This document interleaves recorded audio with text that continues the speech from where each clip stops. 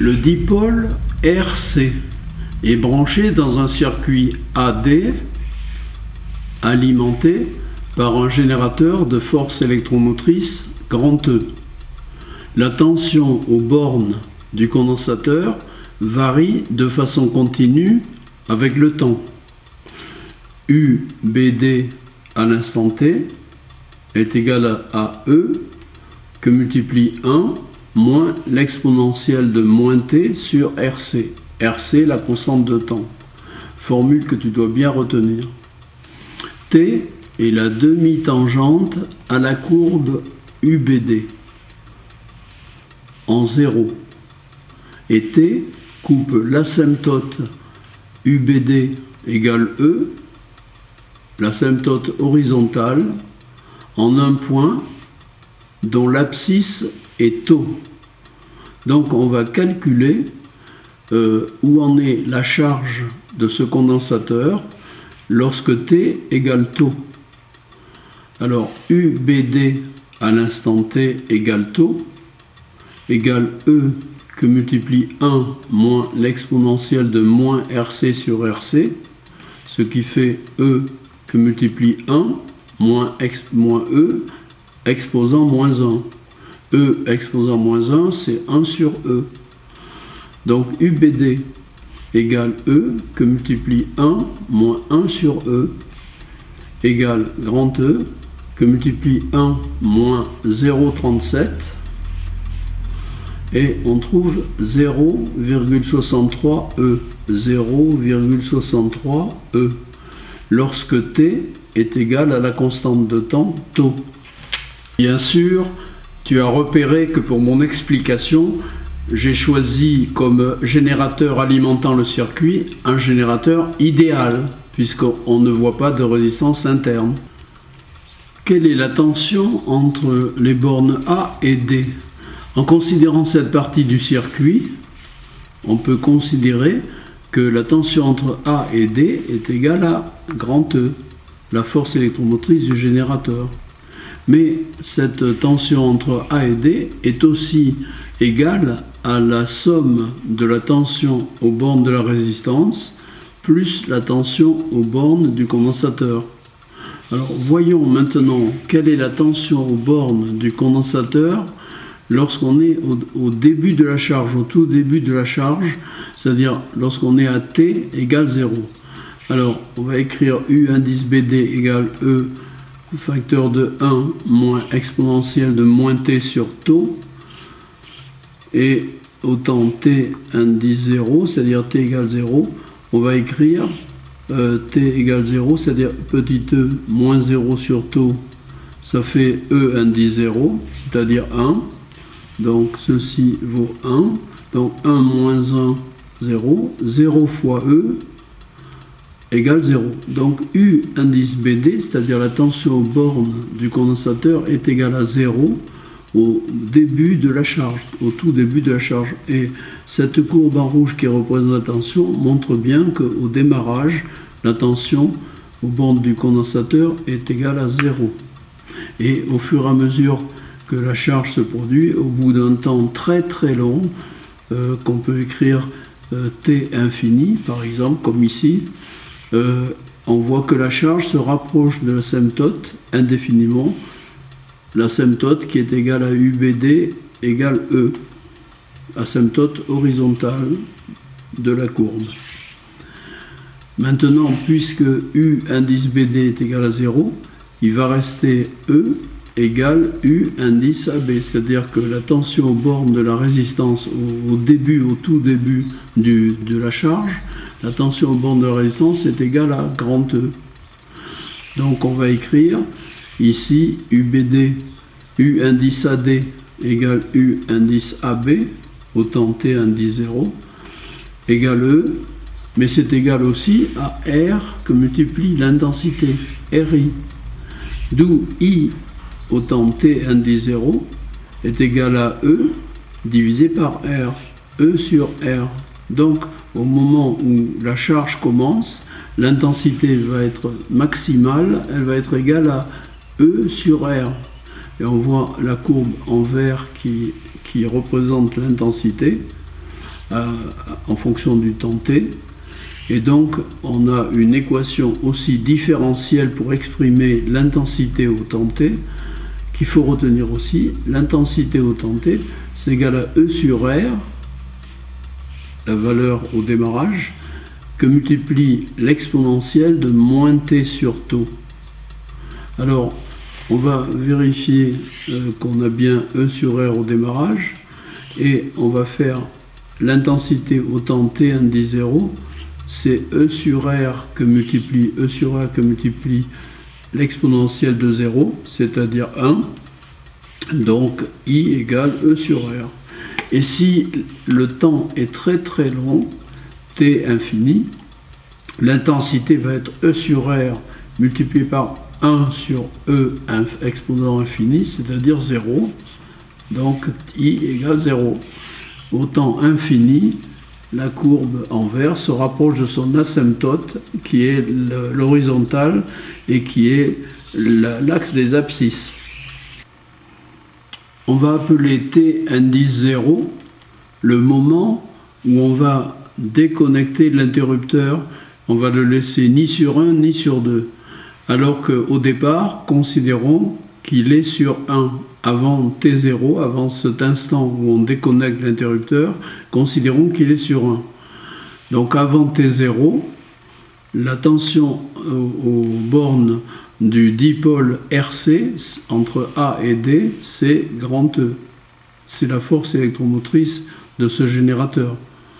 Mais au moment T0, c'est-à-dire lorsqu'on déconnecte l'interrupteur de 1, donc on exclut le générateur, et lorsque on est à T0, la tension UAD, c'est-à-dire la tension aux bornes du dipôle RC, passe brusquement de E volts à 0 volts.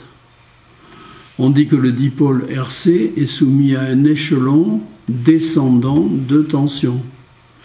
U indice AD, la tension entre A et D, égale 0 volts, puisqu'il n'y a plus le générateur, et l'intensité est aussi égale à 0 ampère. Alors maintenant, on va mettre l'interrupteur sur 2, c'est-à-dire on va fermer le circuit sur la résistance et le condensateur, uniquement entre le condensateur et la résistance. Quand l'interrupteur était sur 1, le condensateur s'est chargé, soit E, la tension à ses bornes, égale à la force électromotrice du générateur qui a fourni l'énergie pour la charge. Interrupteur sur 2, le condensateur va se décharger à travers la résistance grand R. Pendant la charge, au temps t, le condensateur a emmagasiné une énergie que nous désignerons par E élec. E élec, à l'instant t, est égal à 1/2 de C, la capacité du condensateur, multiplié par UBD au carré à l'instant t. Sur ce schéma électrique, le condensateur est en convention générateur, car il se décharge et restitue l'énergie emmagasinée. Donc il se comporte comme un générateur. La flèche est dans le même sens que le courant I. Donc convention générateur. Donc le condensateur peut se comporter en récepteur, mais aussi en générateur.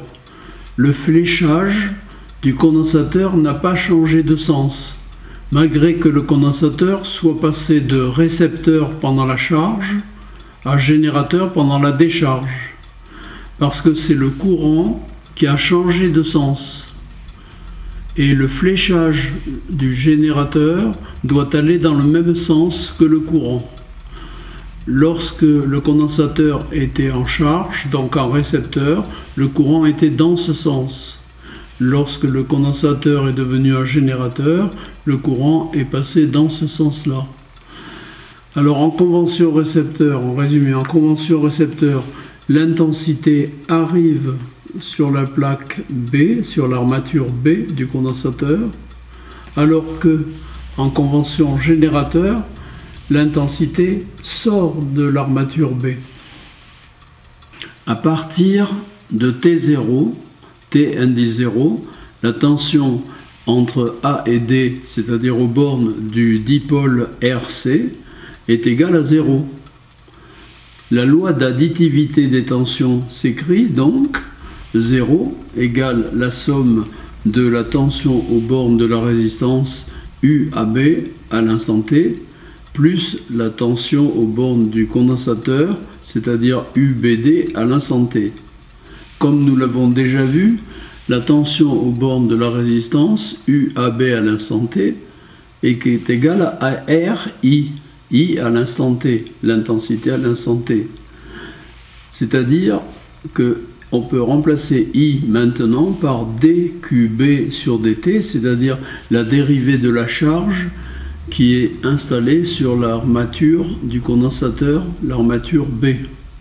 Donc on va écrire R, et à la place de I, on va écrire R dQB sur dt.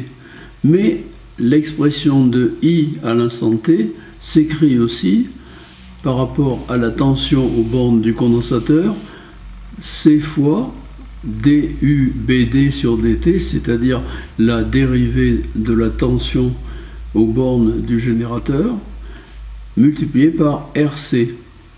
Alors, on va réécrire la somme des tensions, 0, égale à la place de UAB à l'instant T, on va écrire RC dUBD sur dt, et bien sûr plus UBD à l'instant T.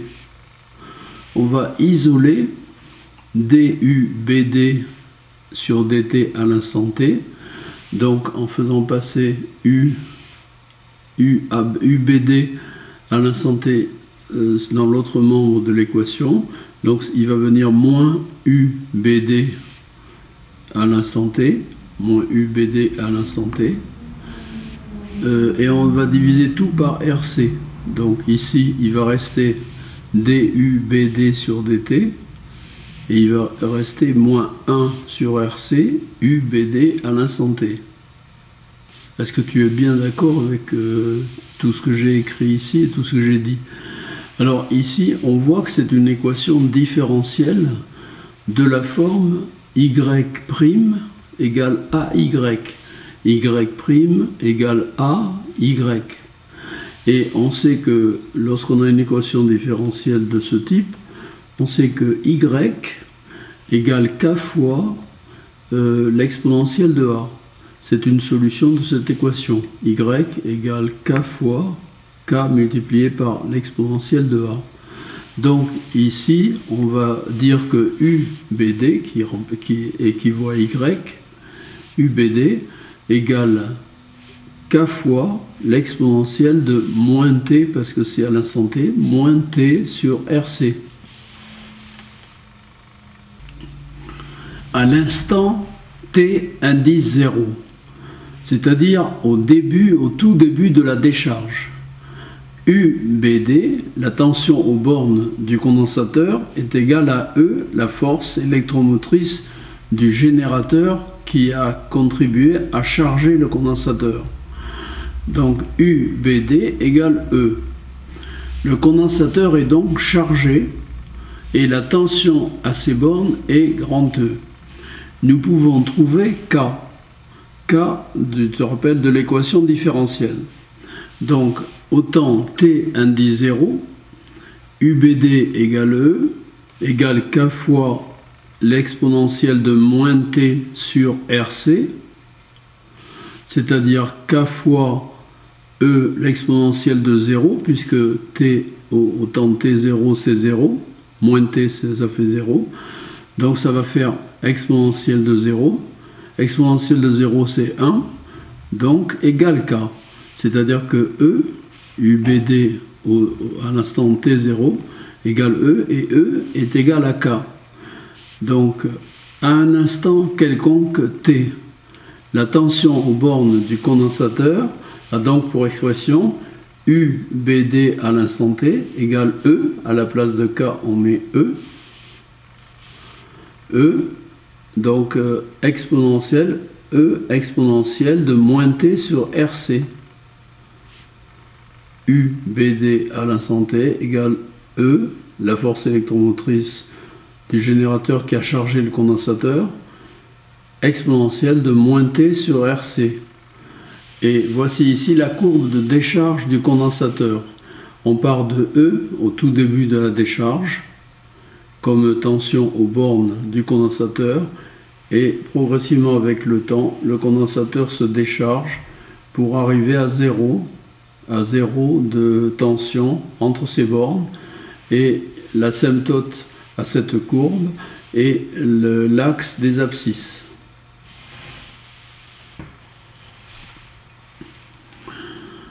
Suppose qu'on te demande combien il reste de charge dans le condensateur au bout d'un temps de décharge qui serait égal à la constante de temps RC.